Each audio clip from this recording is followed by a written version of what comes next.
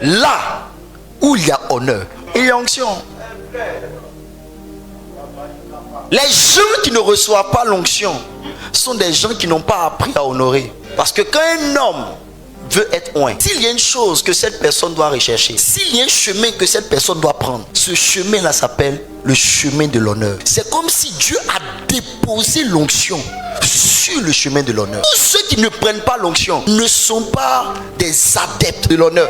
C'est pourquoi si vous avez une aversion contre l'honneur, c'est que vous avez été disqualifié pour recevoir l'onction. L'honneur, c'est le fait de pousser une personne dans une forme d'estime dans laquelle elle est déjà, ou dans une forme d'estime qu'elle n'a jamais reçue. Donc, on parle d'honneur quand quelqu'un est en train de recevoir quelque chose que Dieu lui a déjà donné, ou est en train d'être honoré dans une dimension dans laquelle Dieu l'a déjà positionné. Vous savez, si quelqu'un a un travail, c'est une grâce de Dieu.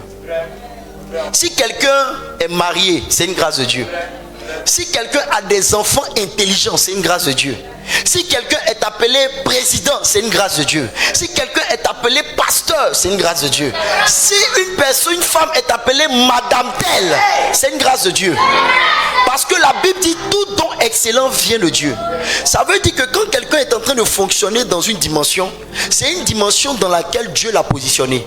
Donc si tu veux honorer un homme, tu dois tenir compte de la dimension dans laquelle Dieu l'a déjà positionné. C'est pourquoi il a dit que si quelqu'un veut honorer un prophète, qu'il l'honore dans sa qualité. C'est-à-dire là où Dieu l'a positionné, c'est dans cette dimension que tu dois l'honorer.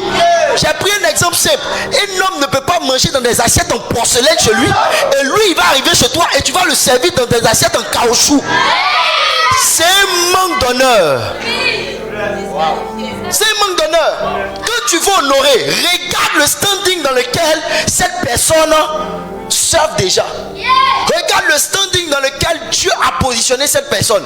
Si tu fais en deçà du standing de Dieu, tu es en train de déshonorer la personne.